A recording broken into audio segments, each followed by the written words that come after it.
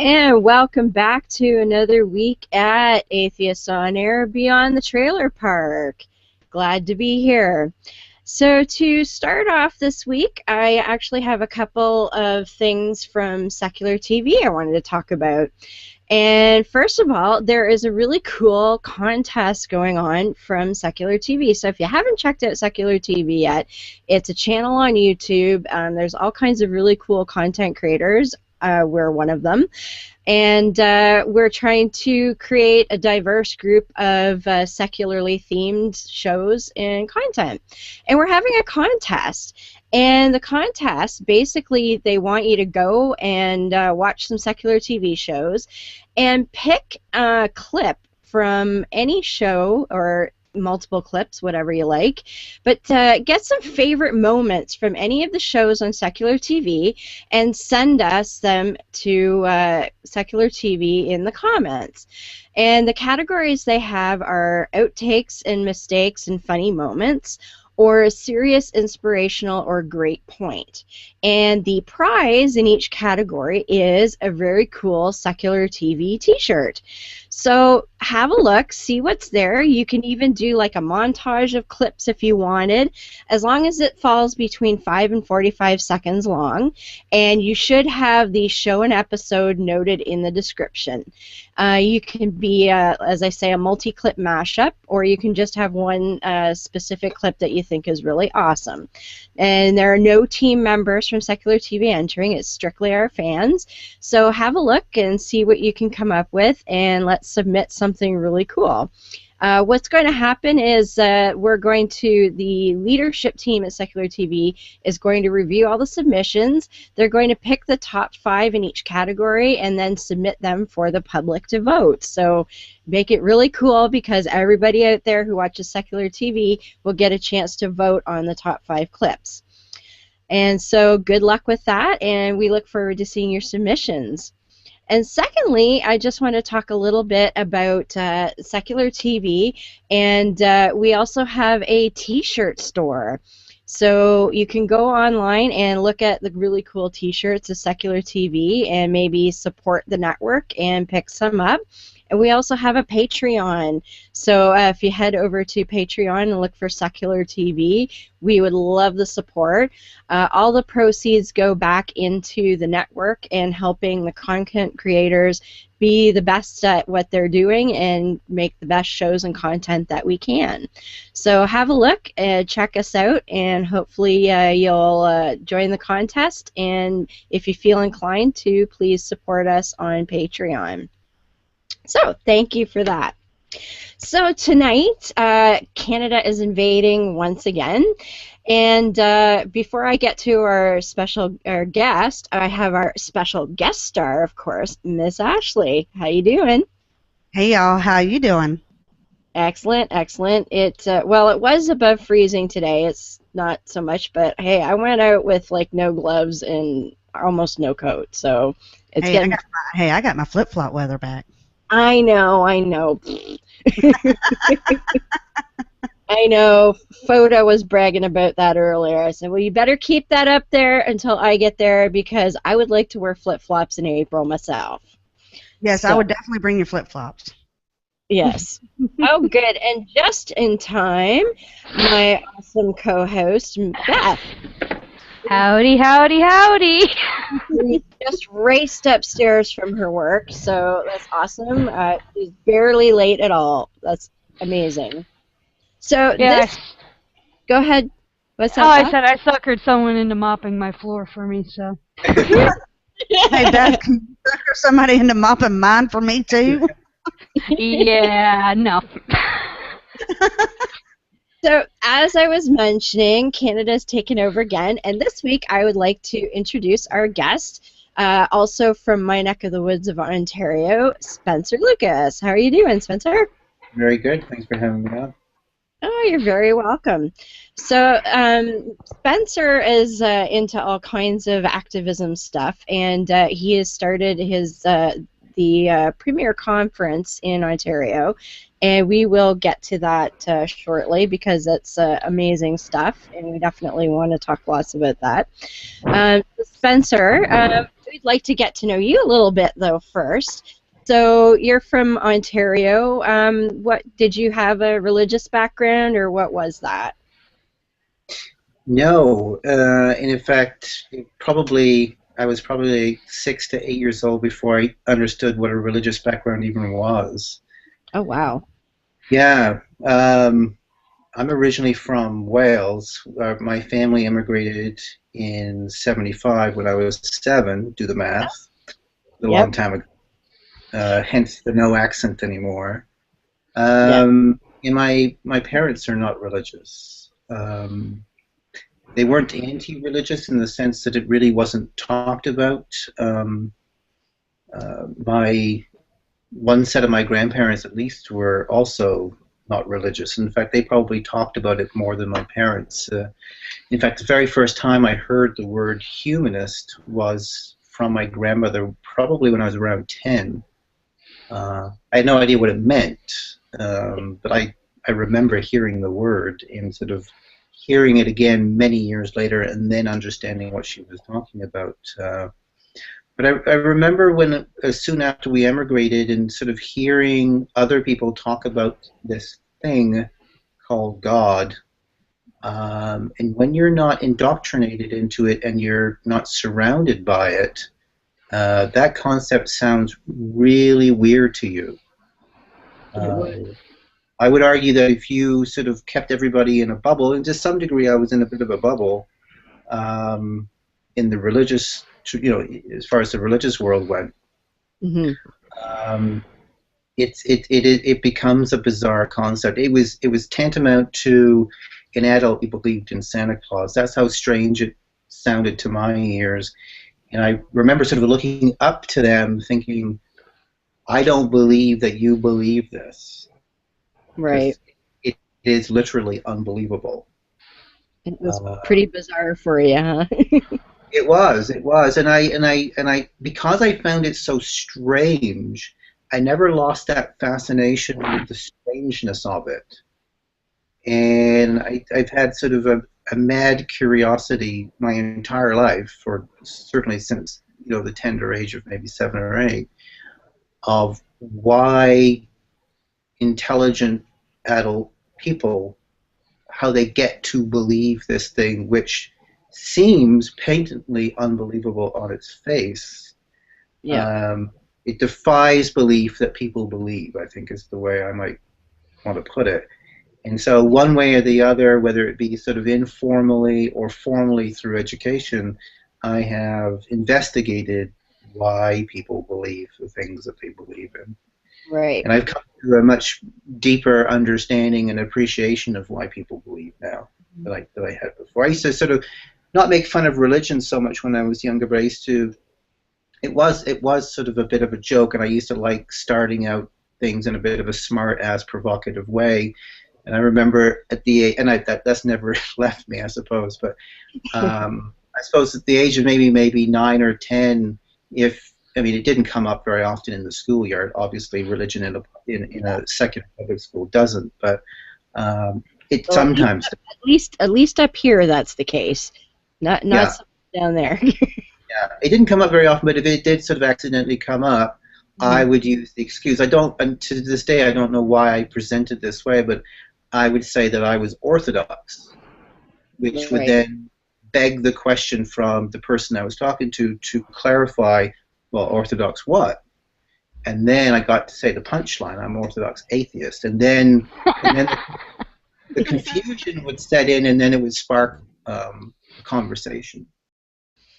No, Uh, that's a good way to do it, actually. I like that. yeah. For sure. Good. So, Why? Yeah. Go ahead. go ahead. I was going to say, so what did you kind of conclude was the reason a lot of people believe this stuff after all of your sort of investigation out of curiosity? Well, I mean, I've done a lot of reading on it, and then even though I didn't do any sort of, I had no direct schooling on it. I used I had my undergrad degree is in psychology, so obviously understanding human behavior sort of Hmm. helped me out a little bit. But when I did my undergrad thesis, one of my variables, my independent variables, was religious ideology. Um, the core of the thesis wasn't a religious themed thesis. It was on professional moral decision making. Okay. But the interesting thing is, I used their political and religious ideology to help understand how they came to make these moral decisions. And the verdict in my particular thesis, and the caveat is it had sort of very few subjects, about 25 or 28. So the effect size would be kind of small, but Hmm. the basic conclusion was that the guiding ethical principles that they were given didn't predict their moral decision making. What predicted their moral decision making was their innate political and religious ideology. Okay. That's So pretty what they ended up doing is they ended up rationalizing the standards of the ethical codes that they were given. They sort of rationalized picking those particular standards. They actually believed that that guided their decision making, when in fact it was that unconscious, innate ideology that dictated their response. That was the predictive feature. funny. Hmm. So these things are in bed and they're unconscious. And I've read, Dawkins and Hitchens and Harris and so on and so on and so forth. But again, I was raised an atheist, so I spent my entire life not in a church. Yes. So when I was 40, for the first time, really, I decided to go to church.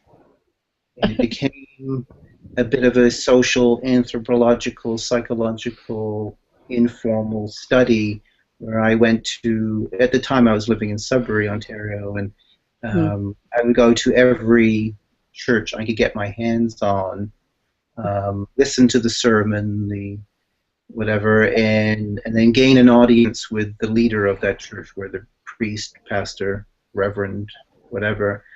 Um, I learned a lot through that. I think really it kind of boiled down to that social experience, that Right. the idea of congregation, the idea of being among your tribe, Yes. doing communal things, that kind of thing. Because I've seen recently there's been studies that show a secular community can afford the same kind of benefits that any religious community can. And so it seems like it's all about the community and the belonging as to, Yeah. what the common denominator is kind of seems to be irrelevant. And why wouldn't it? And it should be the least surprising thing that it would be, as the idea of community would be as useful in the secular world as it would be in the theological world, the religious world. It shouldn't be surprising. It's, to me, as a sort of a deeply skeptical and lifelong atheist, it surprises me still that these things are surprising to other people. Yeah. Well, I certainly commend you going to all those churches because I don't think I could stand it. Of course, I was raised in the United Church of Canada, so I was made to go to Sunday school every week, and I got to hating it. It's Well, I would try to get I mean, when I was 40, my son was 7, 18, yeah, about that. 17, yeah, and I would try to get him to go with me. yeah, And I've been several times already, and I found the experience eye-opening and exhilarating and exciting and informative, and I would convince them, try to convince them of this. Like, you got to go. It's really fun. And he'd say it's my right as an atheist to sleep in on a Sunday. Yeah. Really fun. And I had no Yeah. contact with them, so good for you. But Yeah, I couldn't, and yeah, I just remember all those Sundays being dragged out there, and our church, I mean, in the United Church was pretty progressive. Even now, it's fairly liberal, but they used to actually provide a clipboard with a bag of crayons for us older kids, because the younger ones, I think it was up to like 11 or 12. They were allowed during the sermon to go down to the basement and have like a fun time of arts and crafts. But once you got like 12 or 13, you weren't allowed to do that anymore. So they provided us with like paper and crayons and stuff. And my friend and I would sit and play tic-tac-toe or hangman through the whole thing because it was just so mind-numbingly boring. you wouldn't play religious headman, would you? No, no, that was back when I was still a believer, so we were bored, but we were trying to be sort of respectful too. So Okay. we played regular old hang, more so X's and O's though, because we didn't require as much communication to do X's and O's. With Hangman, sometimes you might have to like talk, and parents frowned on that. And then when we got to be about 14, the two of us realized that if we volunteered to run the arts and the crafts for the little kids, then we could get out of the sermon too. So we started doing that. See, I didn't have tried any. that. I didn't have any experiences. I didn't have that history of boredom that maybe even sort of. I mean, a lot of people are hurt within church in one way or the other. Maybe hurt on the way out and ostracized and all that baggage. I come with none of it. So for me, it was just entering a different world, and again, sort of without being overtly rude, a bizarre world. Yep. Absolutely. I mean, I think if I was going to go to, like, something I've actually would love to do now even, would be to go to a Hindu temple, because I have read a bit about some of the Hindu deities, and I find some of that kind of fascinating. And I would find that intriguing and from a sociological viewpoint, very interesting. But to go to like a Christian church, I'd be like, ugh, been there, done that. I don't care what denomination is; it's all the same crap. So that's how I would feel about it. And I know you would know Beth is actually from quite a heavy evangelical background. Her parents were almost ministers, not quite, but theologians. Theologians. So she's had fun going to Bible college with some of the heavy hitters that are still out there today. So she's had a What does Dan Barker call a theologian, or the study of theology? It's a subject without an object. yeah. I like that. And then for contrast, Miss Ashley there, she's sort of been your average kind of believer, and she's just kind of deconverted over the last year, so that's why she's new to all of this. And Oh, it's fresh. Yeah. she is. She is. Noob. Tender. I'm That's why she's diving into that lovely Bible for the first time, because it makes more sense when you go through with a skeptical mind, I think. But Yes, because I would have never made it through as a child or even as a teenager. Look on this, just on Genesis chapter 1 verse 2. I'd close it. It was too boring for me. Have you gotten to Leviticus yet? that's what she's on now. Oh boy. Actually, Leviticus is one of my favorites, so odd. Well, please explain to me which part is your favorites, because I'm having a hard time getting past. Well, I had a hard time getting past 1 through 8. Well, It all says the my same thing except my the. well, it does. It repeats in 3 different sections, basically. My Mhm. favorite is what they call the Holiness Code, which is usually chapter 17 through 24, Okay, and yeah. that's where you find the condemnation of homosexual. Well, alleged condemnation of homosexuality.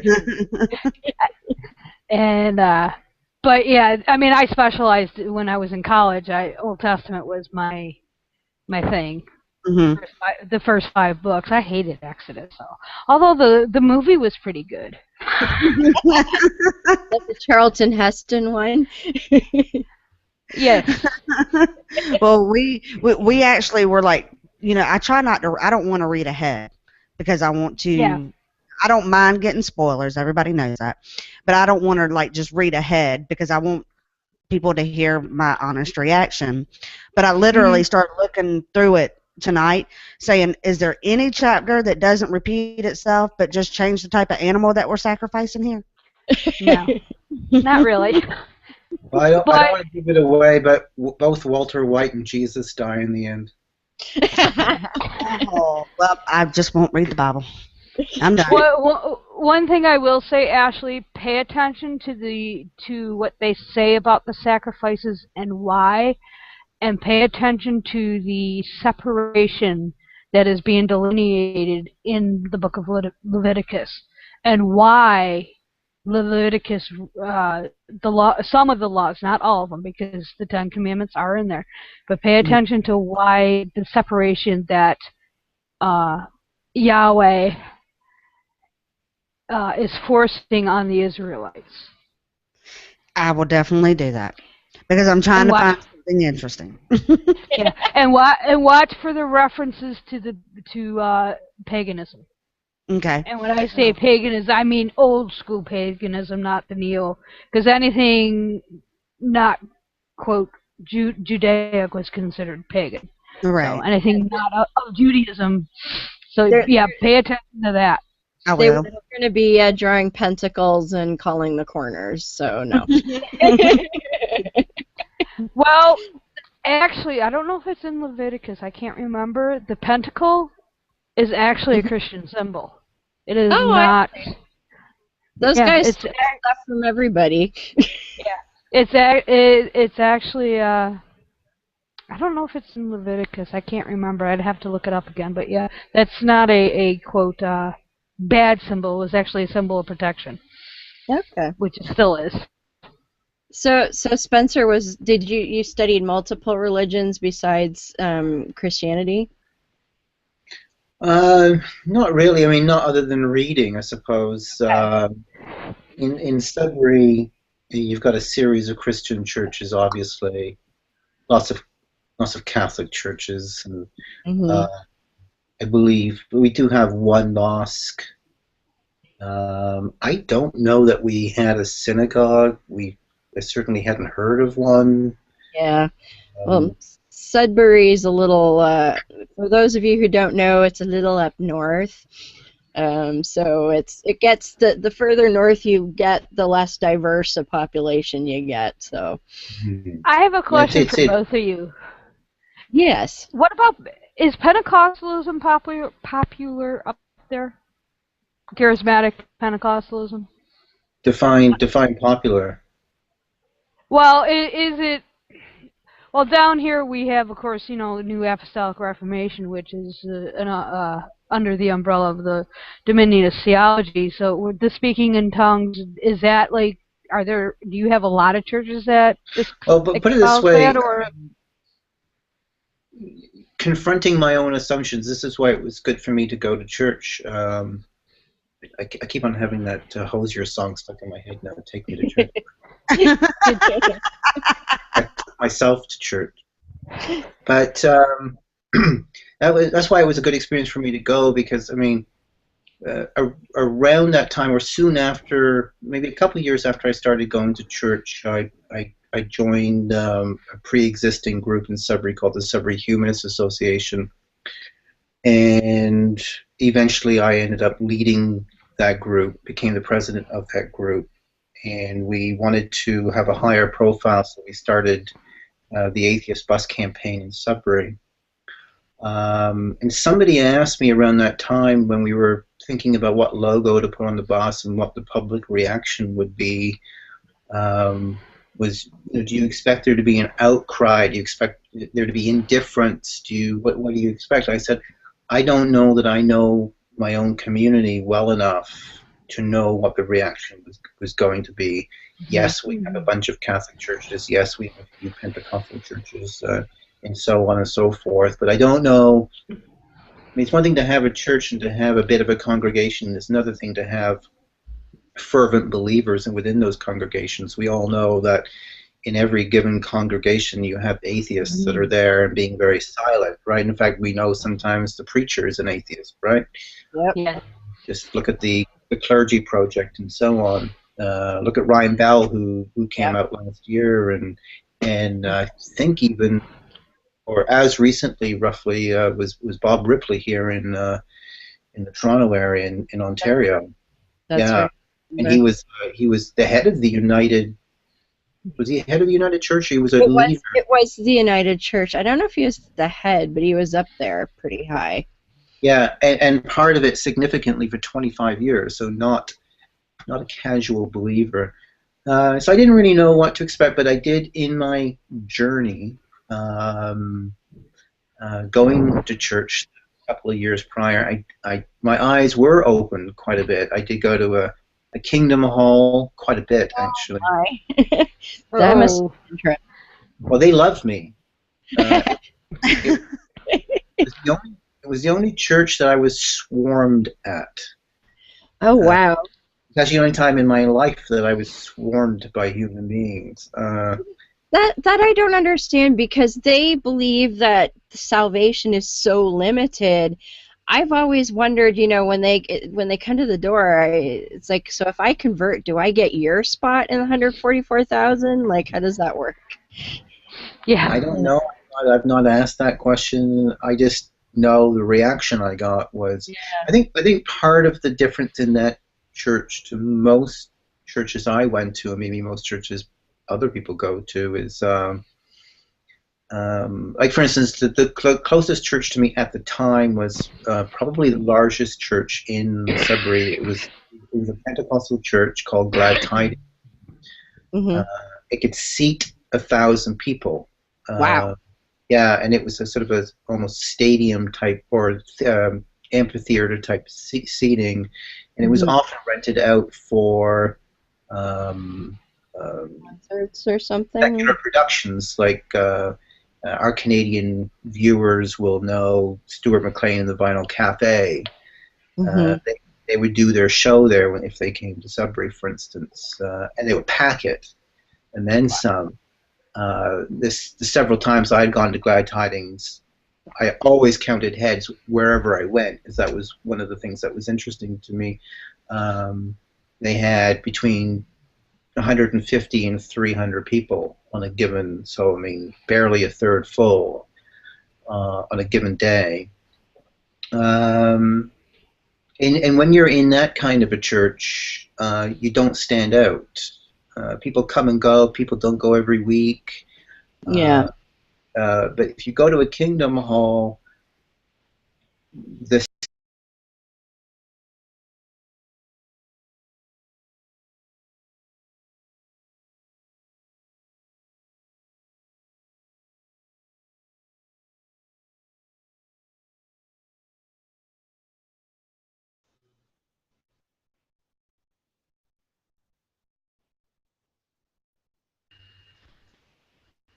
Hi. Am I back?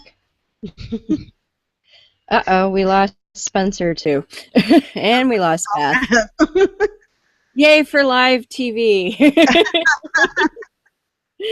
Did I break the internet? I think you did. But we're okay. We're still live, so that's good. I think it would be more interesting if I was talking about Scientology and the internet went down. That would be. I know. We actually had an ex-Scientologist on the show a couple months ago. It's kind of cool. But it's funny you talking about the Kingdom Hall. In 2012, I had the opportunity to work over in Romania.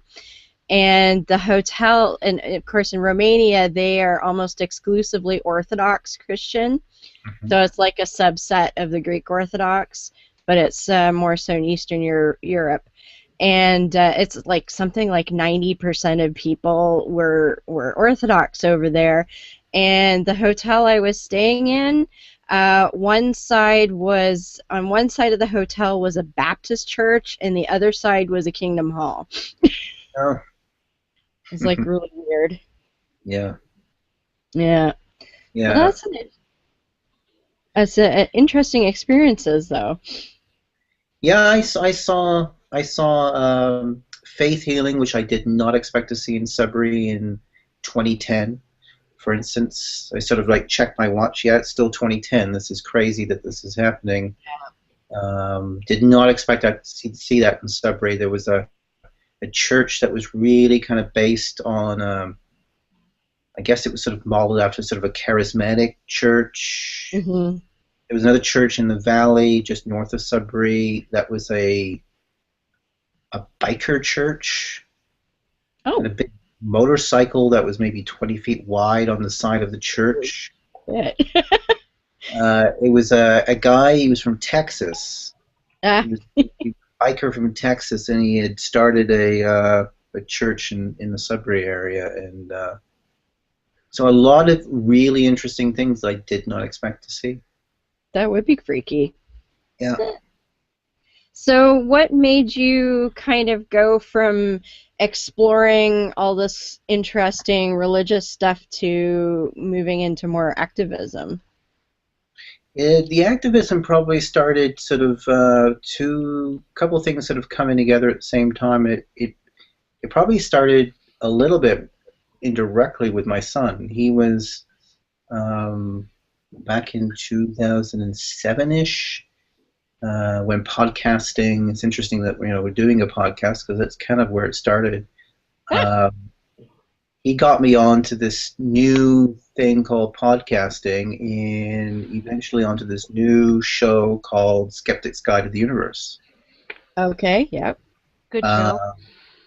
yeah, which I kind of gobbled up and became a big fan of. And it was through them that I heard of um, the wider skeptics active sort of community. Mm-hmm. Not strictly an atheist community, but more of a skeptics community, which Right.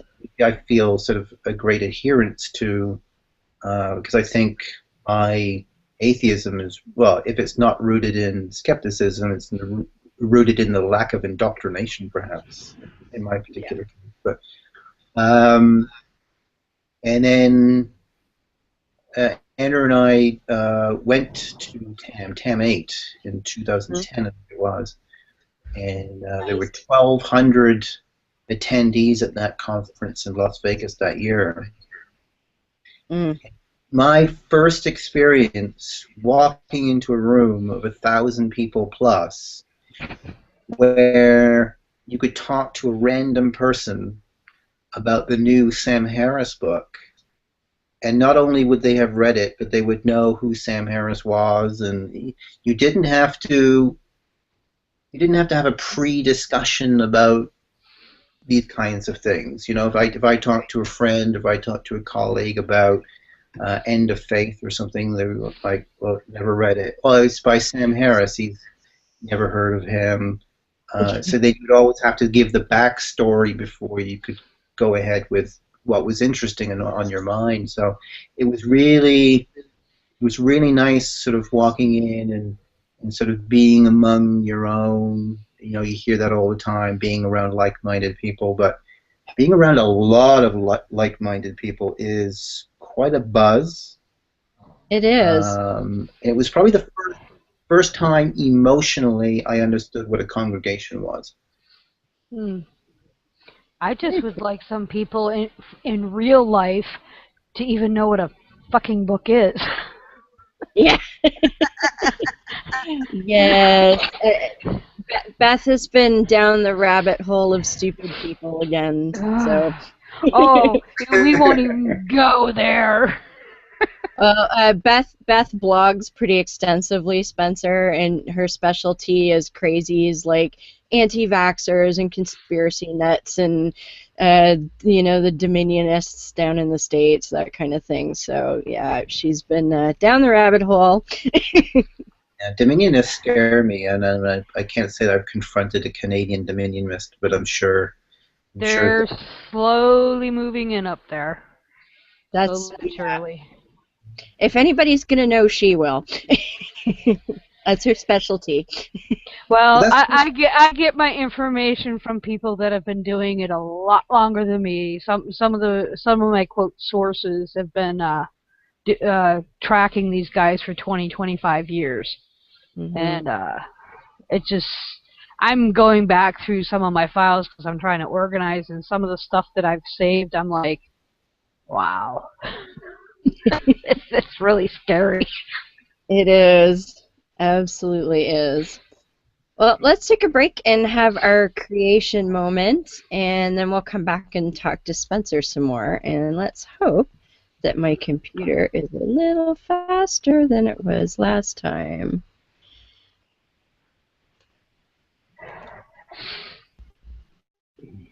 Come on. It's thinking. See, the great part is I can edit this out before I upload the audio. Editing is a Behold, atheist's nightmare. A well-made banana is just the right shape for the human mouth. It's chewy, easy to digest, and it's even curved toward the face to make the whole process so much easier. I choose to believe Oh. Dang it. that the earth is young. When we do that, when we understand that creation is the truth, then we understand where all of our doctrine comes from as well. I just want to let you know that there actually is a book out there that actually tells us where matter came from. Bill, I do want to say that there is a book out there. So next time you hear on television somebody say millions of years ago, what's the question we're going to ask them? Were you there? Were you there? Call them up on the telephone and say, excuse me, Mr. TV man, were you there? Only way we could know what happened in the past if someone was there to tell us. That's right, dinosaurs lived beside people. And of course you'll have an evolutionist who'll say, that's not right, dinosaurs lived millions of years ago. What do you ask them? Were you there? Welcome to Creation Moments, a little slice of creation silliness that I get in my email every day, and I'd like to share it with you so that we can all get a taste of just how crazy creation shit is. On this week's Creation Moment, Taylor is going to talk about the glasshead barrelfish. At least he's not trying to dabble in psychology this time. Let's see what he has to say about the fish. The University of Tübingen's Institute of Anatomy recently discovered a fish with what they call a previously unknown type of eye, unquote. The glasshead barrel eye has a cylindrical eye pointing upwards to see prey, predators, and potential mates. But the eye also has a mirror-like second retina, which is able to detect bioluminescent flashes created by deep-sea denizens to the sides and below, reports Professor Hans-Joachim Wagner. Okay, so this deep-sea fish has developed the ability to detect bioluminescent light. That's an excellent example of an organism adapting to its surroundings. The deep sea has very little light. That's why some species have developed ways to work around this limitation. However, something tells me Taylor didn't record this just to tell us about some interesting sea creatures. Actually, it's not really a previously unknown type of eye. Reflector eyes are usually only found in invertebrates, but there is one other vertebrate that also uses a combination of reflective and refractive lenses in its eyes, the deep-sea brown snout spookfish. Well, duh. Taylor's making it sound as if the people who discovered this fish are ignorant about this type of reflective eye, and that's just not true. The first spookfish specimen was caught in 2009, and the glasshead is of the same family. That the scientists who discovered the glasshead would think it was unique and completely new is ridiculous. A spookfish's eye is so well known in this field that the glass head was immediately linked to that species family. It's not as if they had to dissect and study the fish to realize it has reflective qualities in the eye. This type of eye is so unusual, it actually looks like the fish has 4 eyes instead of 2. I think Taylor is going off the rails again. According to the report, both the glass-head barrel eye and the brown snout spookfish developed this amazingly complex eye from different kinds of tissue. So if you're going to believe in evolution, you'll have to deal with the fact that this unusual type of eye had to evolve twice, independently of one another, using 2 different solutions to the same problem. Those of us who accept biblical creation often wonder at the blindness of evolutionary scientists. How can they continue to cling to mindless mutations and natural selection when only a supremely intelligent creator could account for the incredibly complex eye of the glass-head barrel eye? Oh, for fuck's sakes, Taylor. You'll have to deal with the fact this is not an issue for evolution to deal with. It shows exactly how evolution works. The fact that 2 fish who live in similar conditions, i.e. the deep sea, could evolve similar eyes is not a problem for evolution. This is exactly the kind of thing we should expect, as it is the traits which promote survival in the environment the creature lives in that are the traits that get propagated. It's entirely possible for 2 organisms to take different evolutionary paths to solve the same environmental issue. And Taylor's exaggerating the, quote, different kinds of tissue that each fish's eye evolved from. He makes it sound like one fish's eye devolved from completely different kinds of tissue, like cartilage versus soft tissue or skin. Again, this is not the case. In reality, they have both grown a layer of guanine crystals that reflect the bioluminescent light. Each fish just grew the crystals on different tissues in the eye structure, one on the skin of the eye and the other on the retina. It's not that big of a stretch, people. And scientists are not blind. People like Taylor just take bits and pieces of facts and try and twist it around in an attempt to legitimize creation. If a, quote, supremely intelligent creator was behind things, why not just create eyes that could see everything in the darkness of the deep sea? How hard could that be for a supremely intelligent creator? Because the barrel eye family of fish, they have developed a way to detect bioluminescent light, but they can easily miss the approach of predators and are still quite vulnerable. And if a creator already had a perfectly good design of eye to accomplish this feat, why would he make it out of different structures in the other fish? Why not just plunk the same eye design in both fish? A good creator could have done a lot better than that. The prayer is ridiculous as usual. Father, I thank you, for you have given me eyes to see. Not only am I able to see the world around me more clearly, I am able to see, through the eyes of faith, the work that your Son has done for me to secure eternal life. So, screw blind people, and thanks for the God goggles? Ugh. People need to get rid of that shit, not be thankful for it. Most rational folks will agree that there's no afterlife, and that God sacrificing himself to save you from himself is fucking stupid. And fish with funky eyes have nothing to do with it. Thanks for listening, and catch us next week for another creation moment.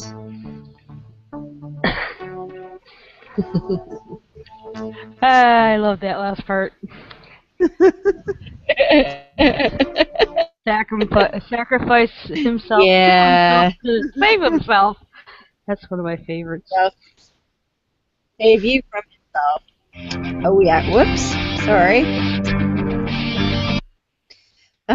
One of these days I'll get that sorted out so it doesn't do stupid things.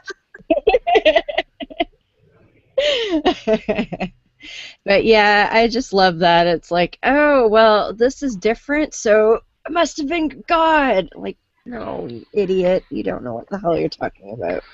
God of the gaps. Don't understand something's gotta be God. Oh, there's a mystery. Gotta be God. his argument goes against himself because he's like, oh, the fact that the eye is made up of different tissues in the different fish is anti-evolution. I'm like, no. Why would your God be dumb enough to like, well, I've made this eye and it works, but it's a different fish, so I'm going to start from scratch and do it all over again? No. Oh, well. So, yeah, that was the fun for this week. We'll see what they send me an email for next time. But Miss Ashley I was, love the creation moments. oh, Yeah. thank Ashley was telling me she just started a biology class and she's learning everything there is to know about evolution, which is very cool. It is. I didn't quite understand it before I took my biology class. Mm-hmm. But now that I've got just this whole thing of information, it took me until last night, but I really understand it now. And so when I see things, I'm like, oh, that's evolution. That's awesome. Gotta love it. And tell everybody what your instructor said at the beginning of the class, because I thought that was fucking awesome. Okay, so he sent an email out to all the students the first day of class, and it said, this is not a religious studies class. This is a biology class, a science class. Any discussion or anyone who brings religion into any of the discussions, or if religion becomes a part of your assignments that are submitted, you will receive 0 credit. Oh, wow. I know. Yeah, it was a one small step towards mankind, but I mean, it happened. So I was like, yes. And then I actually did have somebody bring up religion, and I kindly informed him, look, I'm not willing to get a 0 because you brought religion into this, but if you would like to discuss it outside the classroom. Mm-hmm. Now, are you in a physical classroom, Ashley, or are you doing I am actually taking online classes. Okay, because it's funny because this actually, the whole religion issue in biology class is one of the, I'll say wedge issue for lack of a better word, or part of the wedge issue, that whole thing with high schoolers, where the students are, if they bring their religion in, they have to be graded the same way a standard student. So if someone says, well, tries to argue a biological point from a creationist standpoint, they cannot be penalized for that. Right. They can't. But now they're trying to push that issue into the universities and the colleges. And a lot of your biology professors are doing exactly what yours did, which I think is pretty cool. Right. Because and yes, of course, the statement that was made to me about religion was, that I think the exact thing was that there's people out there trying to mess with the God's creation, and he doesn't agree with it now, nor will he ever agree with it, and how can anyone ever interfere with God's creation? Okay. Well, yeah. Do you have that problem up in Canada? Certainly not to the same extent. I'm sure there's isolated instances of it. Yeah. I mean, this is not. I'm going to use a different example, but it's not a religious example. But we had very recently, it made national news.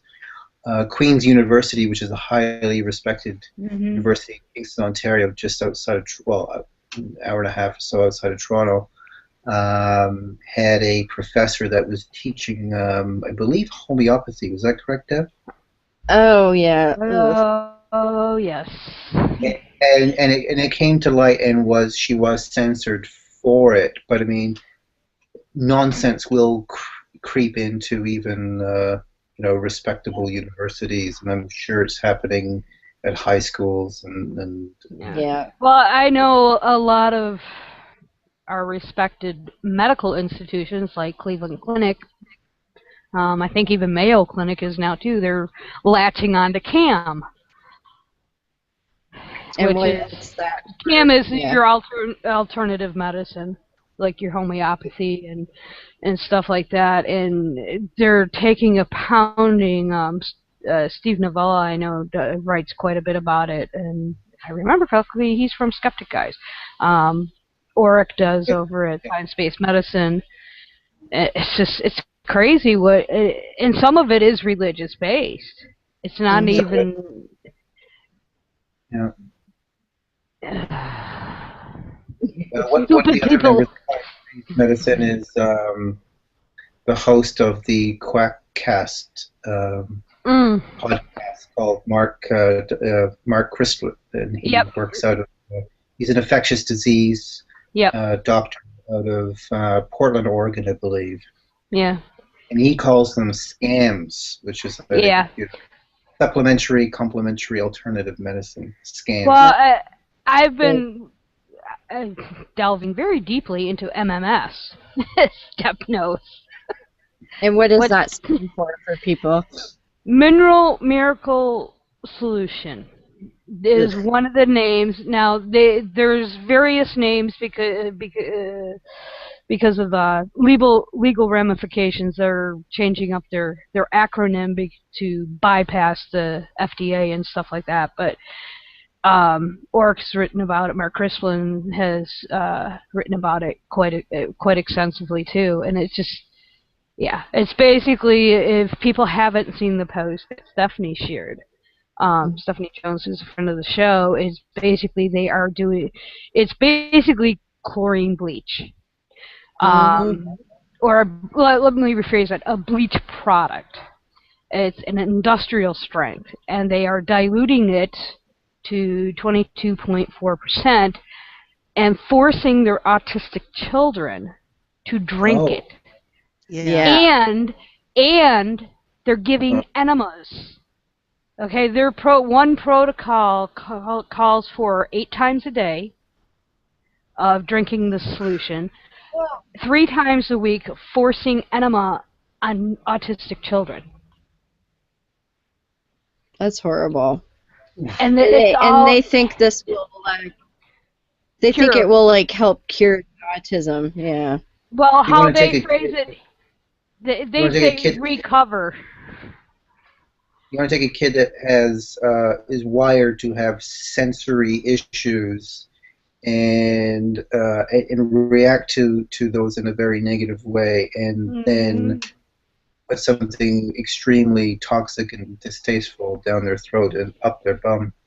Yeah, Awful. It's just it's crazy shit. I'd like to see how that worked in the real world, Go to No More Bleach, look up December 2014 post. She has pictures of what comes out of their ass that they pick through and say, oh, look, it's a rope worm. No, it's not. Yeah. No such thing as a rope worm. Yeah, it's bizarre. I thought anti-vax was crazy. This is even worse. Yeah, look like you'll probably have a preview of that for next week's show, most likely.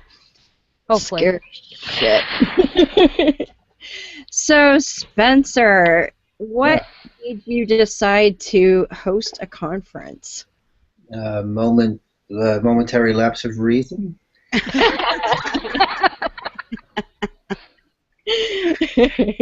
I'm trying to think when the idea first came to me. I suppose in some ways it was born out of the idea of wanting to go to an atheist conference, and God damn it, no one was hosting one in my area. So if I wanted to go to one in my area, I guess I had to organize it. So that's, simply probably how it kind of came about. As they say, necessity is the mother of invention.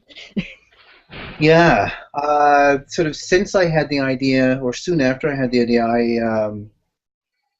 I went to the only other, well, at that time, the only atheist conference in Canada, which was the Imagine No Religion conference in BC. I chatted with Bill Leisureward prior to going. He's the founder and organizer of that particular conference, and I went and thoroughly enjoyed it. I mean, it was he puts on a top-notch show. Speakers love going there. The attendees are love going there. He probably has around 75% sort of return rate. They keep on coming back year after year. And he's running his. The one I went to was the fourth incarnation of that conference, and I guess going to that conference and talking to Bill and already having the idea in my head, he knew that I was working this idea out.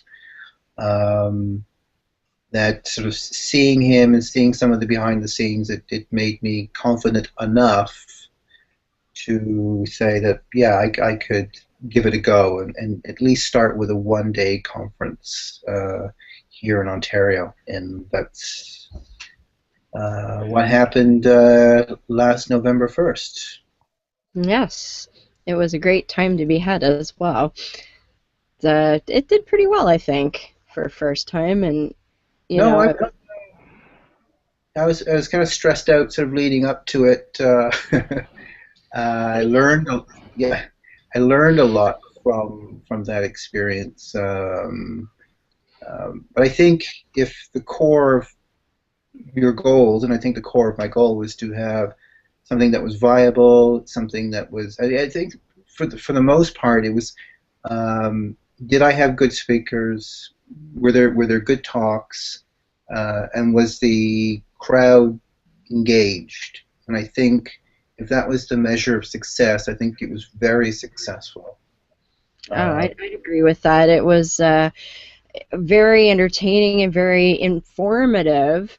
There were speakers there that I actually didn't know of beforehand, and I was very glad to have heard them speak and learn a lot. I mean, the Katie talking about the science stuff was unbelievable. I had no idea things had gotten that bad. And that's the kind of information that the average person needs to know, I think. Yeah, no, I think I can't say I've attended every atheist conference in North America. Certainly not. I have done a lot of research on every conference in North America to see what kinds of talks they were giving, what kind of speakers they were giving, having, and whatnot. And not that I'm necessarily doing something tremendously different, but it was really important to me to build the conference from the talk up rather than the speaker down. Right. And I think that's what made last year's conference so successful, from sort of a sort of an exit interview type situation from the attendees' point of view. But maybe what made it less successful as far as the number of people that attended. And having said that, 200 people attended, so that was a pretty good first run, I think. Absolutely. Mm-hmm. Yeah, it was good.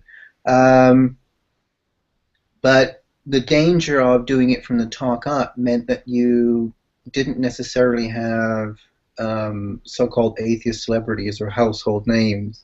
Yeah. Not too many people would have heard of Katie Gibbs prior to the conference, and I think everybody was very excited about her presentation and her organization, Evidence for Democracy. I don't think that many people knew Arthur Schaefer before his talk. Most bioethicists working in a university are not household names. They should be. They should be, damn it. Yes. They should be more well-known than Kim Kardashian. That was exactly where my mind went to. Yeah, she's the symbol for vacuous celebrities, I think. So. Yes. So it was nice to give those people that kind of a venue, that kind of a stage. I think we had Nate Phelps there that was really well known within our community, obviously. Yes. and a lot of people I know pre-conference went because he was on the ticket. That would be why I went to Yeah, begin with. Yep. yeah. So I think some local people knew some of the local talent, like Ali Rizvi, who you had on your show recently, Yep. and Zarmeen. I think locally they were kind of known. It's been kind of interesting how when I contacted Ali to speak, it was pretty early on. He was one of the first people I contacted, and he said yes, probably right away. That was before he was well known, like way before he started writing for Richard Dawkins, way before he got on the Joe Rogan podcast, and his star is rising really quickly, and rightfully so. I mean, he's Absolutely. outspoken, he's extremely well spoken, he's articulate, and right on the money as far as I can tell, and so Oh, I really appreciated getting him kind of early on. mm-hmm. Yeah. He writes wonderful stuff, and he's not afraid to speak his mind on the Islamic issue, and he makes a lot of sense with that, and we need more people like him. The two of the biggest compliments I got, and I got a lot, during and after the conference. One was from a speaker. I got many, but one stands out, and it was from Arthur Schaefer. We were. It was during the dinner break. We were walking over. Most of the day was done. We only had the three speakers in the late evening. Mm-hmm. And he said, I've been to 100 conferences before, and there's usually one really good standout talk, and then the other ones you kind of sleep through. And he said I was riveted for every single talk, and I think partly that was because the topics were so relevant, and that wasn't by accident. They were. I sort of searched the interwebs and the newspapers for what was kind of on everybody's mind, Right. and use those as sort of building blocks, as topics, and a little bit of ego, like what kind of conference do I want to go to, what speakers do I want to, what speeches do I want to hear, and hopefully other people want to hear those same kinds of conversations, and I think they did. Oh, Yeah. absolutely. I mean, there was, like you said, everything was very pertinent and in scope of what people are thinking about now. I mean, dying with dignity, that's come up, and as we've had that recent Supreme Court ruling in Canada, and hopefully that means that they will come up with something intelligent instead of some stupid law again. And that, to have that on people's minds, so that when these topics come in the news, because they're up for a ruling or that sort of thing, or maybe they're an election platform issue, people can be more informed about that and make those, especially election choices, more as an informed person than just kind of going with the flow. Yeah. And I know, for me, and maybe you have seen this too, I find people say that, organizing atheists is like herding cats, and I've said, well, organizing Canadian atheists is like organizing or herding cats that are like stoned out on catnip or something, because we tend to be kind of an apathetic bunch. I don't know. Do you find that at all?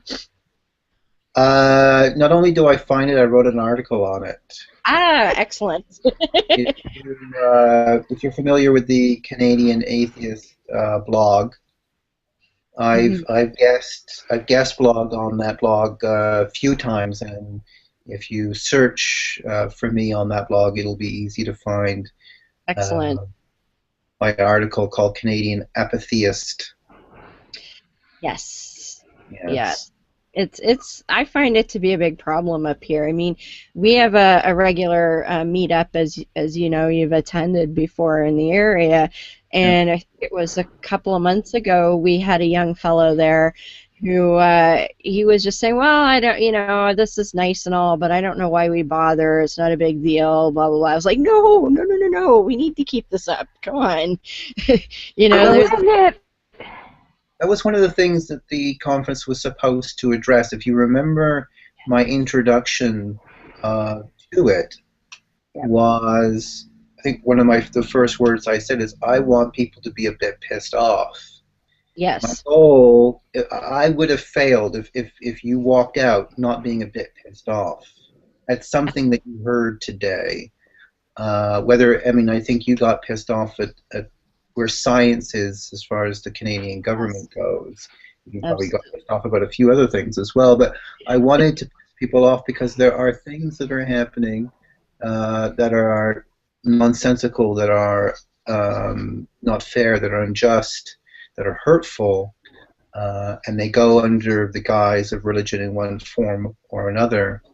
And they need a larger audience, they need a more prominent voice, they need a conversation that's kicked off. They need to inspire people to get off their chairs and out into the world and being active in some way. And that doesn't mean participating in rallies per se, but it means doing more than you're doing now. Yeah. Whether that's liking a Facebook page, whether that is attending a conference, whether that is attending a rally, whether that's writing your MP, whatever form your activism takes, I think is as simple as giving financial support to a cause as well. Yeah. Yeah, I mean, our friend Dave is fond of saying that there are all kinds of tools in everyone's toolbox, and we just need to group our toolboxes together and be more effective. And find what sort of inspires you. I remember I had, in 2011, I think it was, I had gone on a cruise, a Caribbean cruise, and I think about 40 of the 1,000 people that were on the ship were loosely part of a kind of a skeptical community, and so we stuck together and we had a room, a communal room to our own on the ship, and we watched movies and we did presentations and about skeptical things, and some of them touched on religion, but most of them were sort of more a-religious skeptics material. And I remember somebody on the cruise talking to me about what I was passionate about, and I'm passionate about pseudoscience and other really important things. I mean, it annoys me, it gets under my skin, it gets my blood boiling, but my default position, I always come back to religion as the thing that interests me the most, that bugs me the most. I mean, you don't have homeopathic practitioners going to war with naturopathic practitioners, or it's not the same thing. It may be very, very harmful, it may be terrible, we may need to do, well, we certainly need to do something about it. It's almost as nonsensical as many religious practices, but it's not as harmful and as historically rooted as certainly the Abrahamic faith and other so quote-unquote great religions. And you're not going to worry about getting your head cut off if you go to the wrong naturopath. Well, the caveat is go to the wrong chiropractor, you're neck may be wrong. Yeah. Yeah, you might come out a quadriplegic, but yeah, if you're lucky. Well, or at least you're not going to get set on fire then. Okay. Well. Yeah. I'm sure we could find a pseudoscience that would yes. burn. Well, there's what is it called? Ear candling. Yes, I've heard of people like getting their hair caught on fire from that shit. Yeah. Do you think that the apathy that you guys are talking about with you guys up in Canada, or the atheist groups up there, do you think it's more because I know when I used to live in Canada, when I used to travel through Canada, it always seemed compared to the U.S., especially when I was in my 20s and younger, that it was kind of like, oh, it's Canada, everything's all hunky-dory up there, Do you think it's more that you guys have been lulled into this because you don't have the issues like we have down here in the States with Yeah. religion? I think I it's think twofold. I think. Oh, go ahead. Go ahead. Dan. No, you go ahead. I think no. Yeah, I think you're right on the money, but I think it is two things, not one thing. I think it's a complacency, maybe that's partly deserved in the sense that we have universal health care for the most part here. We don't worry about things in the same way because we don't need to worry about things in the same way. So I mean, it's a little bit like what's happened sort of in the last 5-10 years with vaccinations. I mean, one of the reasons that we are moving towards an anti-vax situation is because vaccines are being so successful. We've forgotten that they're so successful. Have taken the lack of disease for granted. Yes. And in some respects, it's the same situation with religion in Canada, where it is a more benign version of the American virus. But it. So I think in part we don't have something to react to in the same way as creationism in Texas school books and that kind of stuff. Well, and like the two sort of hot button religious issues that they deal with in the States so much is marriage equality and abortion. Those are complete non-issues here. And like some fool will bring it up in the House of Commons once in a while, and even Harper, who is a fundamental Christian, is like, whoa, I ain't touching that shit with a 10-foot pole, like, in a way. Here it's like a battle between the dumbasses who, it's not dealing with marriage equality, but Tom Cotton last week with his letter to Iran. Or was it Iraq? I mean, you guys don't appear to have the dumb shit on a daily basis. I mean, we have it, but it's not as prevalent. Yeah. I think what happens is when a politician says something as dumb, and we have politicians that are equally as dumb, and something happened, and maybe Deb, you can remind me of what it was. It was just in the last week in the provincial. I think it was in Ontario provincial government. One of the members of parliament said something anti-evolution. Oh, yes. They said that they don't believe in evolution. Yes. And he was a member of the Conservative Party, which is Harper's party, and that's, now here they aren't as right-wing as they would be like a Republican, but yeah, and this guy was like, oh, well, I don't believe in evolution, and almost his entire party went, whoa, we don't know that guy. He's yeah. That's the difference between Canada and the United States is the Canadian politician will say something stupid and everybody will back off and ridicule him. Yes, that does not happen here. I mean, even Tom Cotton's statement last week, or the letter, there's really, except for what I would call your moderate Republicans, they're not condemning it. Some of them are like actually trying. You can tell their little wheels are going like, how can I use this to my advantage? Well, sometimes an American politician will say something so stupid, and then what you'll hear in defense of it is a doubling down. Yes. Rather than look at the whole rape issue from 2012. The quote legitimate rape. Do you know they're still talking about it? They're still making analogies to the whole. It's like. I should have moved to Canada 20 years ago when I had the chance. But the other part, Beth, that I think explains what's going. I mean, so that's one part of it. Is our problems are not as prevalent as your problems and whatnot. But I think the other part of it is that the Canadian personality. We Yes. are an apathetic race of people, and I use that sort of liberally, but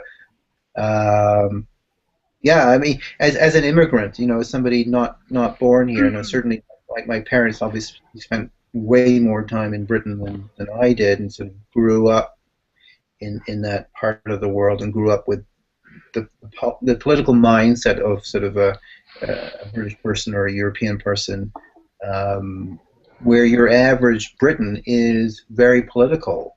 You don't have to be Ivy League to be sort of really knowledgeable about current affairs and political events, and you talk about it over the dinner table, and that probably sort of filtered down to me, and I consider myself a very political animal. But I know my dad, still to this day, will sometimes talk about, oh, those Canadians.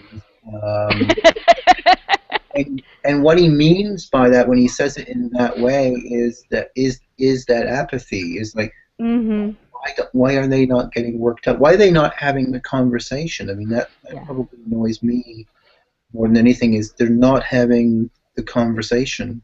I mean, the first time in my life I remember Canadians as a group of people getting outraged over anything was probably like 10, 15 years ago, when Rogers was caught negative billing, and oh yes. and that activated the average Canadian, whereas a lot of real issues were kind of flying under the radar. Kind of bad, but so you guys don't know, Rogers is the media monopoly basically here, sort of a Time Warner kind of deal, but they control most of the cable TV, they have a huge chunk of the cellular market, and they provide the internet that you're seeing me on right now. But they were caught, basically people were having to opt out of certain features, like they call it negative billing, so they would bill you for stuff unless you expressly said you don't want them to, and people lost their shit over that, which they should, but there's a lot of other things that you should be getting riled up about aside, your cable bill. Yeah. Don't screw with my TV was the thing that got everybody riled up. I mean. Yep. So I think that's the other part of it. I think that we are sort of more apathetic in that way. We don't rally in the streets. We don't. Yeah. I unless think it's hockey. I was gonna say, you guys hockey's a whole nother ball game. I think you're confusing the word rally with riot. Yes, I am. Yeah. I always joke, Spencer, they're going to deport me because I don't like hockey, I don't like Tim Hortons, I hate winter, and I don't like beer either. So I'm expecting to be deported at some point. I think you're officially have to hand in your citizenship. It's okay. We'll take her in the United States. Yeah. I've heard a few offers. And she has a co-host who played hockey for 26 years, happens to be idolized Tim Horton, the person. I really don't like their donuts. I don't drink beer, though. At least not Canadian beer. Yeah. No, I never quite. And it's funny because my family is about as Canadian as you can get. They go back to at least 1830, if not further, on the other side, So, I mean, technically we're British and Scottish, but no, we're a super Canuck. And I like to say, too, I come from a long line of rednecks. Canadian rednecks. I've been told by my southern friends that Canadian rednecks aren't really rednecks, but but we can have the hick off at some point. I'm taking you to Redneck County when you get here. Which one? Okay, the one up yonder. Up I spent a New Year's time in the Shenandoah Valley one year, and on New Year's Eve, I started hearing, because we had let fireworks off earlier in the day, and I mean, holy shit, the fireworks that we just had were bigger than some of the towns around here have. But we let fireworks off for New Year's, and then midnight came, and I start hearing these banging noises, and I'm like, "Oh, is that more fireworks?" And my sister-in-law was like, "Nope, those aren't fireworks." I'm like, "Are you kidding me?" It was like the hillbillies shooting off their fucking the guns. guns. Yeah, we. I'm like, really? Oh yeah, they do that. We have a retired dentist who has a collection of cannons. Oh, Oh as you shit. will. As you will. Yes. He's a Civil War recreator type person, Gotcha. and he collects cannons. And every New Year's and 4th of July, we get a nice little sound show. I don't know where he shoots them off, probably down at the old airport, but yeah, talking about shooting off guns. But better than the new airport. Yeah. Yeah, I wouldn't go. definitely. It reminds me, there was a couple of years ago, Mythbusters were doing something with a cannon, and one of their cannonballs got away and like went through someone's house. Oh, really? I Oh, shit. didn't know that. Yeah, that's the kind of thing, I'm glad I don't have a show where I can blow people up by accident, because I mean, blowing shit up is, but not by accident. That would suck. I agree. Yeah, so I mean, you did a good job getting us apathetic Canadians to kind of get together and learn stuff and get riled up as much as we do, anyway. But no, it really worked. What was that, Beth? I was gonna say, I mean, it just, I can see why you I mean, what you talked about with the conference, I can see why you liked it, and from my perspective, like you and Spencer both, and Allie and all them, I mean, you're the type of people that can be the catalyst up in Canada to get people going. Mm-hmm. I mean, because, I mean, like I said, I mean, Dominionism is infiltrating up there. You got the anti-vax movement that's already started, or is continuing up there. I mean, and that's the type of things, besides the politics and the religion, that has to be fought. And Yeah. it's you guys that are going to do it. Well, all it takes is one group of loons to kind of go, hey, those guys don't give a shit about much of anything. Let's go up there and try and make everything all about what we want, Yeah. and see that. Somebody go, well, they just do their thing, and they're not going to get on your case, so let's go up there. And, ugh, that's like my worst nightmare. Never take anything for granted. I mean, freedoms can disappear. You can regress. I mean, the arrow of progress is not smooth in one direction. I mean, it's messy, and sometimes you take 2 steps back before going 1 step forward, especially if you're not vigilant, especially if you're apathetic. As Carrie Livgren said, progress. We are marching backwards. Yeah. Well, as long as you keep the worst of your nut jobs down there, and yes, you can definitely keep Ted Cruz. We don't ever want to see his face again. I think we should just ship him back to Cuba. Well, okay, Cuba, yeah, that's fine. And if I can find a way to lure Cy 10 down there permanently, you can have him too. No. One of these days I keep thinking, well, Toronto's way too big, but I'm like, if I ever run into that bugger on the street, I'll be ready, man. I'm curious. I want to get the input from all 3 of you. As non-con 2014 was sort of the speeches, the talks were torn from the headlines of that day.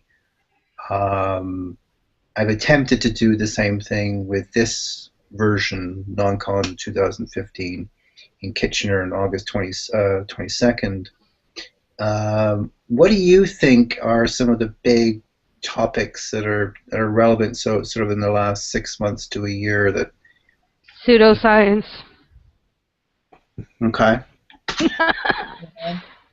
Yeah, Certainly That, sort of the anti-vax stuff is sort of the measles outbreaks and whatnot. well, not just anti-vax. The just pseudoscience. You got the food babe and her bullshit. You got people like Vanna Harry is who the food babe is for people that don't know.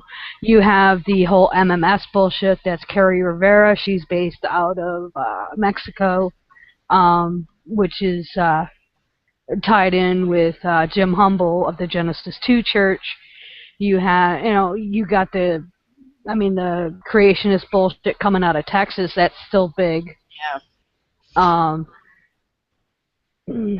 I don't think you guys have so much of an issue up in Canada with the many religious freedom from religious acts, the religious liberty, Yeah, as no. we do down here. So I mean, but yeah, But pseudoscience is my big one lately. And I think one you actually have already addressed for this year is with NSF and Raif Badawi. I mean, that kind of shit. It boils my blood that Saudi gets away with the shit that it gets away with, and that it is on the Human Rights Council of the UN. Like, are you fucking kidding me? Like that just defies logic, doesn't it? It does. I think, was it you that posted that video today of the CFI addressing the United Nations about Saudi? And the United States CFI member Michael Dodora, I think his name is, correctly. I don't know if his title is UN ambassador, like CFI UN ambassador or something. He's spoken a few times about these kinds of things and about Raif Badawi in particular, I believe. And he was speaking to them very recently. I think that video was just a day or two old that I posted today. And he was quite kind of calm but biting in his accusation of that hypocrisy. Like in Sweden recently, they sort of one of the first countries to kind of address it more from a political policy point of view. With I can't remember the details of it, but something to do with supplying arms to their ally of Saudi Arabia, and maybe cutting back or sort of canceling those plans. And we know that the Harper government, quite directly, I mean, I believe Harper was over there negotiating the deal, supplying arms to the Saudi government in quite a lucrative contract. I think the factory that is going to be supplying that is out of London, Ontario, and nearby there. So lovely. Yeah. So, and it's to be noted that Harper has not said one word about Raif Badawi. Yeah, that about that case whatsoever, and it's not a distant issue from a distant land that we're not connected to. We're directly connected to it. As most people are probably aware, his wife and children live in Sherbrooke, Quebec, and half of the last couple of years. Yeah. And the hope, obviously, is for Raif to join his family in Canada. Yes. I did not know that. Yeah. So there's a direct Canadian connection to this particular story, and it was. And you know, Deb, I don't think Beth and Ashley know, but the keynote speaker this year will be Lawrence Krauss, which I'm tremendously excited to have him. And I'm trying to figure out a way to get up there. I don't diminish Krause's presence, because I mean he's a massive figure in the atheist community, and you know, a huge advocate for science and reason. And I'm privileged to be able to host him here in Canada, in Kitchener. But I must say I had a different emotional reaction when NSAF said yes to me about her attending and speaking at the conference. It sort of hit me more emotionally that, and she was so gracious about it, and she accepted the invitation like I was doing her a favor. Um, Can and I I ask you can't. a really dumb question? Who Sure. is Go. Ensaf? That's Rafe Badawi's wife. Okay. Yeah. I get confused with names. That's okay. And Ensaf Hader is her name. Okay. Yeah. Yeah. Yeah. I mean, obviously, this is something that preys on her mind every single day. She hasn't seen her husband in a few years, and obviously tremendously worried and concerned about A, what is happening to him in the present tense, and B, worried about what will happen to him future tense. And people have been following. I'll just sort of give the story for those few that haven't heard it. Raif Badawi is a blogger in Saudi Arabia, and he wrote a few articles about liberalism in the Saudi kingdom, and he was accused of blasphemy, and there was an accusation of apostasy, and I'm pretty sure he's not an atheist, and I'm pretty sure that NSAF is not an atheist either. That they're maybe generally sort of free thinkers. They may be liberal, Yes. but I believe they're believing Muslims still. So the accusation of apostasy wasn't even correct. The accusation of blasphemy may have had some merit, except that the accusation of blasphemy never has merit. No, not at all. No, because it's Well, my take on that is if your God is offended by words, then what kind of a weakling is that? And why does your God need you? maybe allow that particular deity to fight his own battles, right? It's always funny to me how the people always end up doing the fighting for that particular. Like if your God is so magnificent and wonderful, and I say something that pisses him off, then why can't he come the hell down and smite me on his own? And like, why does he need help from you people? Yeah. I think Rafe's story strikes a chord with a lot of atheists for a number of different reasons. Yeah. And I know it has for me. I mean, I've shed a few tears over related stories around what is happening with him. I mean, obviously, it's a very personal story, and one we can all sort of, as atheist activists, maybe relate to on some level, in the sense that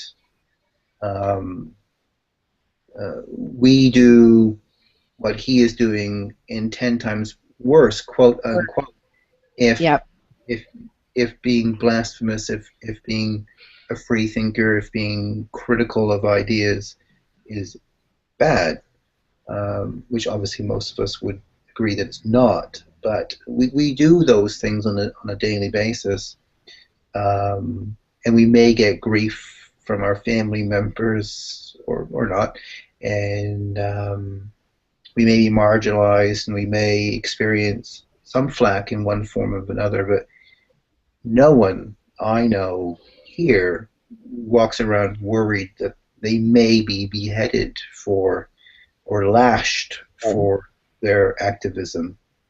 Yeah. And he was convicted, and he was to receive 1,000 lashes, 50 every week until the 1,000 were done. And it is my understanding that that it's 50 every week because you'd never survive 1,000 in one go. So the idea is to mete out the torture over an extended period of time to allow you a week to heal enough that you can rip open the flesh again, which is a disgusting thing. It's barbarism. It's medieval, except we're not living in medieval times, except perhaps we are if you in live those in parts places. of the world. Yeah, exactly. So, Well, I know. Go ahead. Yeah, I was just going to say that when the lashing started, in particular, there was an uprising. I think that's not too strong of a word to use across the world. I see posts every day from different parts of the world, rallies, big and small, free rife campaigns, and the Saudi government is arguably feeling the pressure. Well, they released that statement a week or so ago where they were whining about people trying to intrude on their sovereignty and all that shit. It's like, well, stop acting like a bunch of barbarous idiots and maybe people will leave you alone to do your own thing, but you're being a bunch of assholes and people are calling you on it. Yeah, Well, has he received any more? No. Okay, so that is correct. He's only received the first 50 then? Yeah. That's correct. And is he also facing another trial? I've seen that. Potentially. Potentially, and where they're saying that he potentially faces the death penalty. Yeah. Yes. See, that's what I don't understand is he's in what, jail? I guess, jail now. Yeah. Yes. So how is this something that they found before all this happened, or is this? I mean, I don't understand that. Well, from what I understand, this is what Alishba explained to me, was there was the judge who originally tried the case wanted to prosecute him for apostasy at that time, but there was something about that judge's jurisdiction that did not allow him to actually try Rafe for apostasy at that time.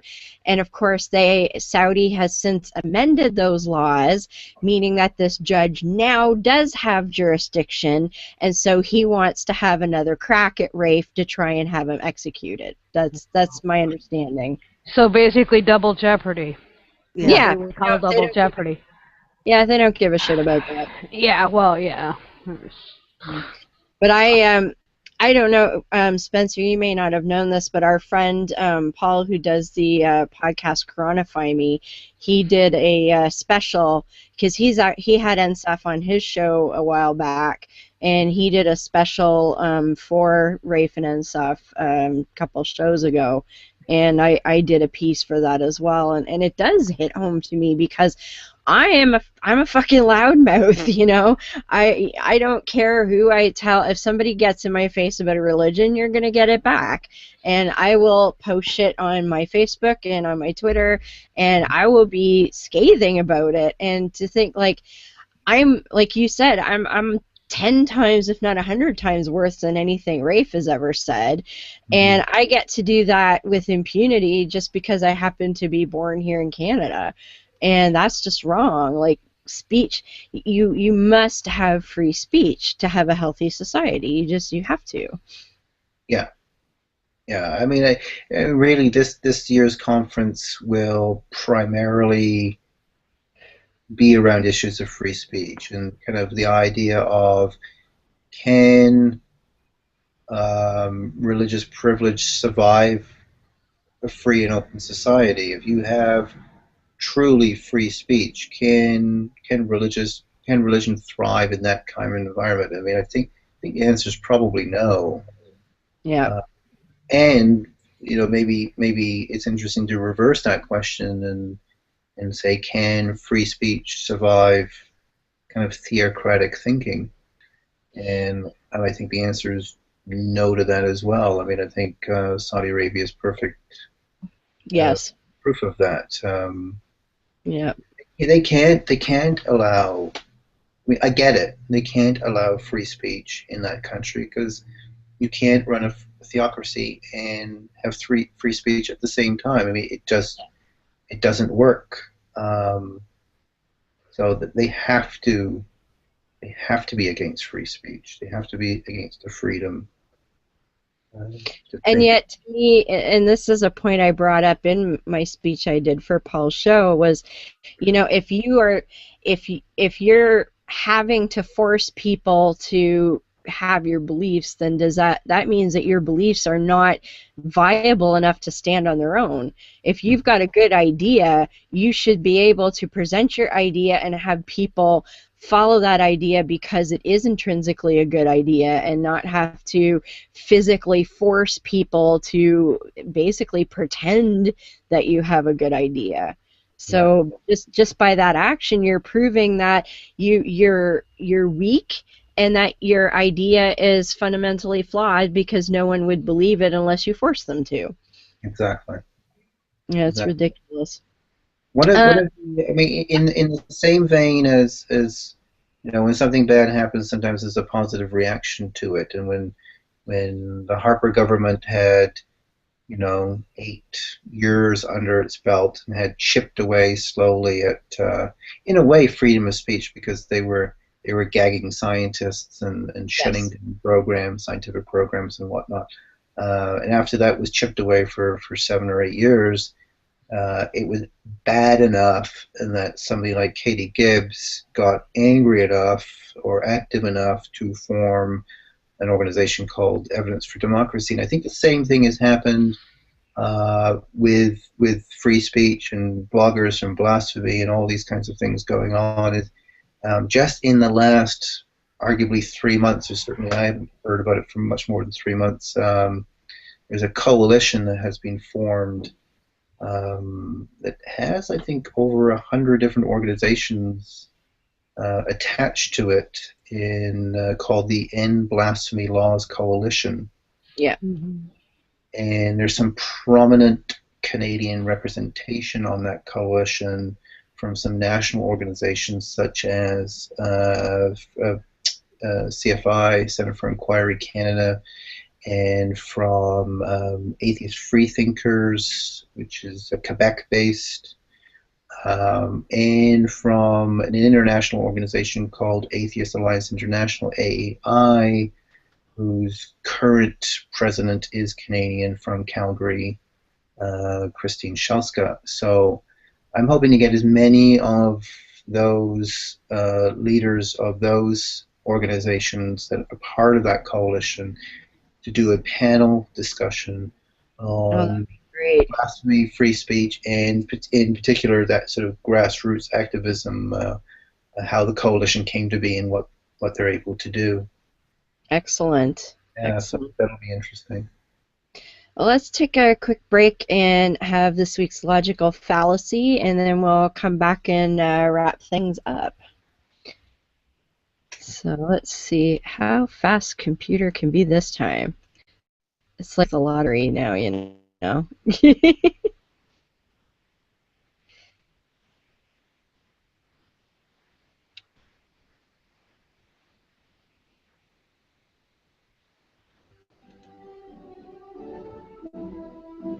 And now it's time for logical fallacies for dummies.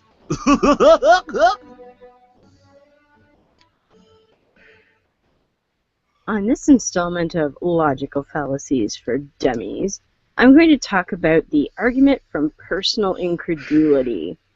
This means that you discount your opponent's argument as false because you personally don't understand it or cannot follow the line of reasoning or proof being offered.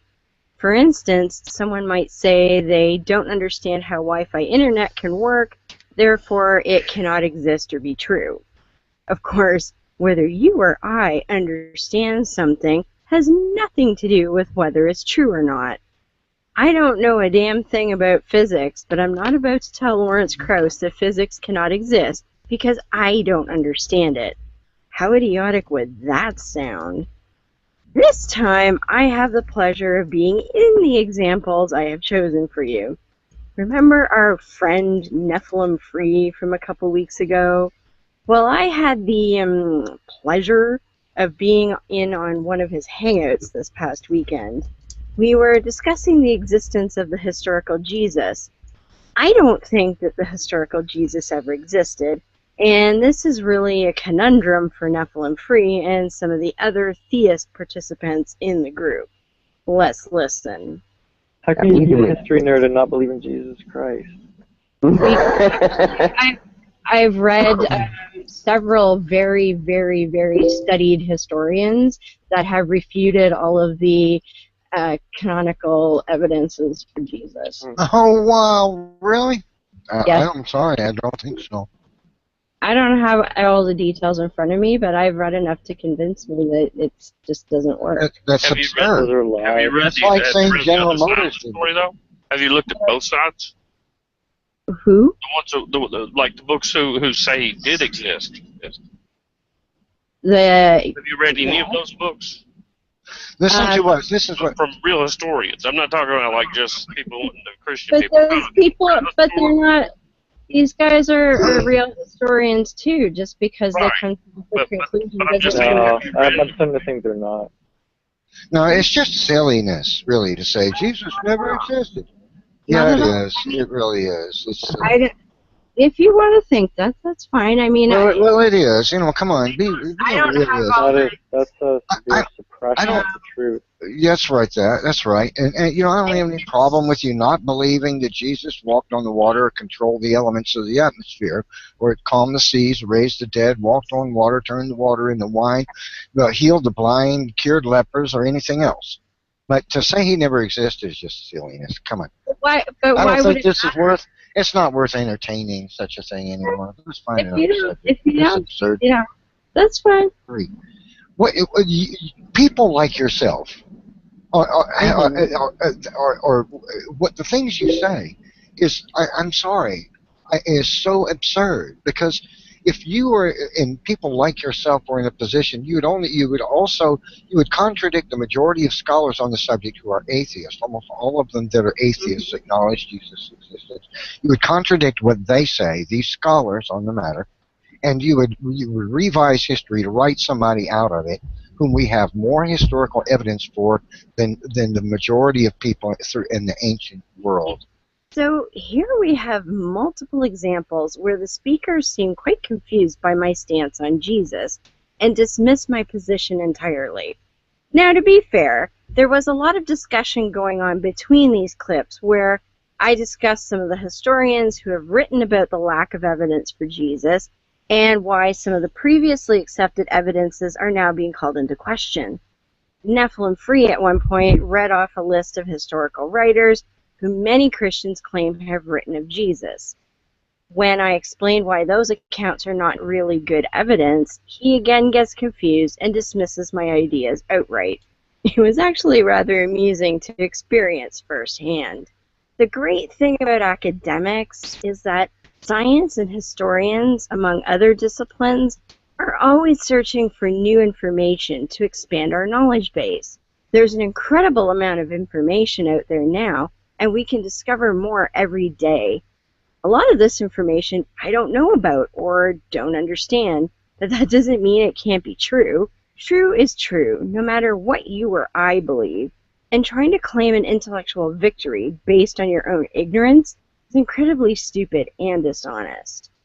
Always be willing to examine new evidence, and if you don't understand the information, ask for clarification, take a course, talk to some experts, but don't dismiss it out of hand because it doesn't fit into your knowledge base. Thanks for listening, and join us again for another Logical Fallacy for Dummies.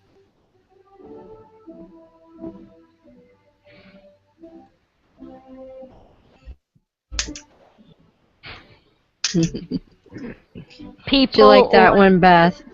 People like yourself.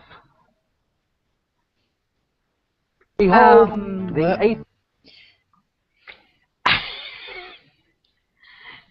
People like yourself. Just because we question shit. Yeah, it was funny. I don't know if you had a chance to listen to that hangout yet, but it was educational. So Spencer, that guy Nephilim Free, he's this fundamentalist YouTuber who he hosts these like marathon 3, 4, 5 hour hangouts, and oh yeah, there's another guy called Brett Keane. The last one that I came across of his went 8 hours, but I know well he would leave and come back and whatever, but yeah, so I ended up in a hangout on Saturday night with this Nephilim Free guy and with a bunch of secular TV folks, and it was an education in frustration and yeah, lots of fun. But we're coming up on the end of the evening, so first off, Beth, do you want to tell everybody how to find you and your blog and all of the crazies that you like to write about? Easiest way is on Twitter. Links to my blog. It's Dune9998. My blog is Havoc and Chaos, and that's hosted over on Blogger. That's the easiest way. Or you can find me on Facebook. I'm always floating around. She is. Awesome. And so, Spencer, whereabouts online do you find yourself? I'm mostly on Facebook, so I mean, Spencer Lucas, on Facebook, you'll find me very easily. All my posts, or 99% of my posts, are public, so you can follow me. You don't have to be a friend to see most of my posts. As far as the conference goes, there's a Facebook page for the conference, the non-conference. If you search that within Facebook, you should be able to find it and like that page and keep up to date with new developments as they come, because there's still a few speakers here and there that we're still signing. So most of the lineup is kind of rounded out, but we're still adding some features, and there'll be some exciting and special events happening at this year's conference that didn't happen next year. But like the reception the night before, the Friday the 21st, for instance, that's part of your VIP ticket, which will get you into more of an intimate social setting the night before with the speakers and select attendees, which I think will be really exciting. I mean, anybody going to the conference will get opportunities to do some socializing and mingling. We'll have lunch and dinner catered at the conference right there on site, which will be. I thought that was wonderful. Yeah, it's a big difference to the way we did things last year, and I think we had to do the things we did last year to make the first conference viable.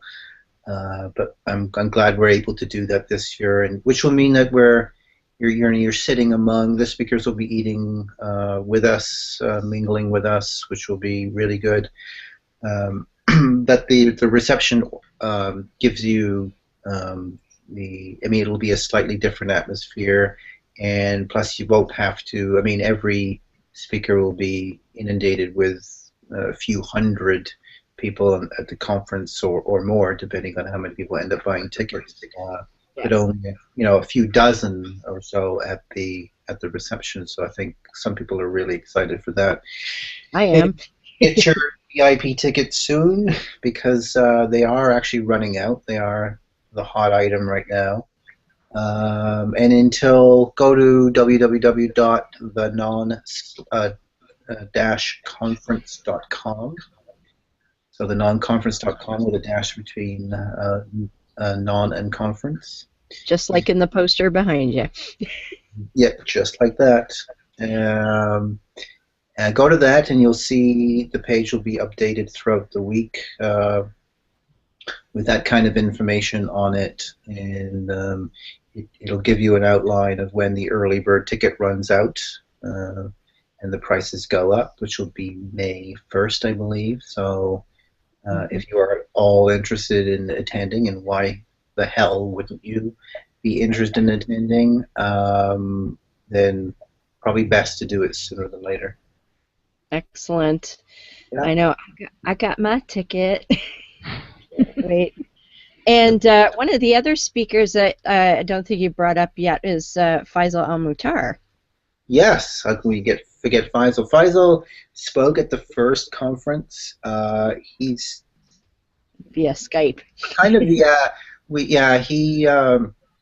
If people don't know Faisal, he's a young Iraqi atheist refugee that ended up coming into the United States about 2 years ago into Texas.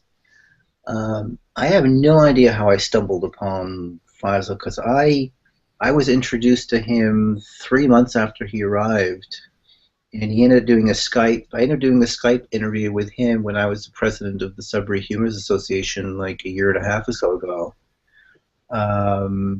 Kind of kept in contact with him ever since, and he's a rising star in the absolutely, and he's funny as hell too.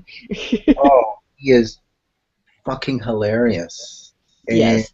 And, so a lot of people were really excited to see Faisal last year.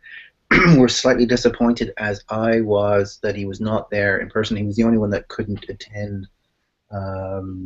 He was hopeful that Homeland Security was going to allow him free passage across the 49th to attend the conference, and he wasn't able to get his green card in time. He's subsequently got it, so he's for sure able to attend in person this year. So I felt like I've met him. I've talked to him so many times, but it'd be actually nice to shake his hand and have absolutely a beer with him. So he did his speech last year under extraordinary circumstances because the way it was set up, he was doing it via Skype, and we could see him, but he could not see nor hear us. He had no feedback, and that guy has comedic timing blind. You would never have known. Like, if I didn't hear about that after having been there, I would never have known that he was doing that blind. It was amazing. Completely blind, and he had the audience by the palm of his hand, and oh yeah. Yeah. So I can't wait to have him talk in person. Absolutely. Yeah. That's amazing. Well, thank you, Spencer, for joining us this evening and talking about the conference and all of that stuff. And glad you could make it. And all of you out there, go if you can make it to Kitchener in August 22nd. Go get a ticket already because you will be really regretful if you don't, because it's going to be amazing. And those of you who can't make it to to Ontario, whatever, I will be at the Reason Con next month in Hickory, North Carolina with Miss Ashley, who sends her regrets, but her work called her away again. But yeah, we're going to be down in North Carolina with like this huge pile of really awesome speakers and podcasters. So if you can't make it to Ontario, which shame on you if you can't, go to North Carolina because a lot of us will be down there too. And it's going to be very warm from what I hear because it's already warm down there. And I like the sound of that because I'm really sick of the cold. So, from Beth and I, thanks for watching, and as usual, I'm going to close out the evening with our friend Dave's Humanist Creed.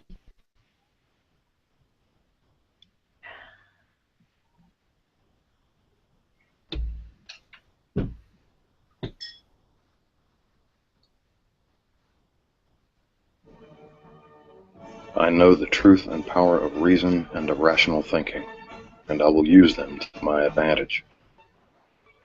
I know the truth and power of educating myself and of expanding my intellectual boundaries, and I will educate myself.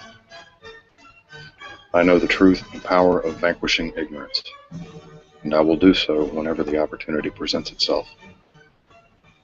I know the truth and power of morality without supervision, and of true and accurate righteousness. I know the truth and power of obliterating tyranny, be it intellectual, emotional, or philosophical, and will work toward that goal whenever and however possible. I know the truth and power of human ingenuity. I know the truth and power of human compassion, and I will be mindful of the welfare of others. I know the truth and power of equality and fairness for all living things. I know the truth and power of the importance of our families, our friends, and our fellow men and women. I know the truth and power of human stewardship of our lands, our waters, and our skies, and I will try to act to preserve our environment. I know the truth and power of the sciences of mathematics, of physics, and of chemistry, and of the important role of these disciplines in understanding the workings of this cosmos. I know the truth and power of the rejection of all notions or beliefs that reside in the supernatural or the superstitious, and of those notions or beliefs that we are not supposed to be able to explain. And I know that these rejections are necessary for humankind's survival. I am a human being with a free mind, liberated from irrational influence and from unreasonable dogma.